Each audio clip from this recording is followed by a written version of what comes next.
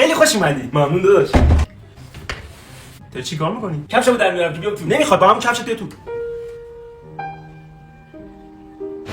لیلا غذا آماده است. نگفته بودی خواهر داری؟ ندارم لیلا مامانم.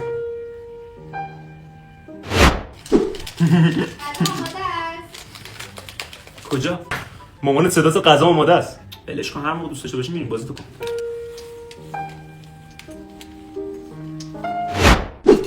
خورش کرفس من دوست ندارم، بیا غذا سفارش بدیم. تو خونه خودت انتخاب می‌کنی چی بخوری؟ آره. چرا اینجا نشستی؟ نشستم که غذا بخوریم دیگه. بردار بریم تو اتاق بخور. مگه مامانت میذاره تو اتاقت غذا بخوری؟ آره چرا نذاره؟ من دیگه سیر شوام نمیخوام. ولی غذات مونده باید تا بخوری. نه سیرم نمیخورم. یعنی مامانت نمیگه حیف بعد تا بخوری برکت خداه؟ نه سیرم نمیخورم. کجا؟ بریم ظرفمون رو بزنیم تو ظرفشویی دیگه. ولش کن، مامانم میاد جمع. بچه کجایی؟ بچه ایرانی؟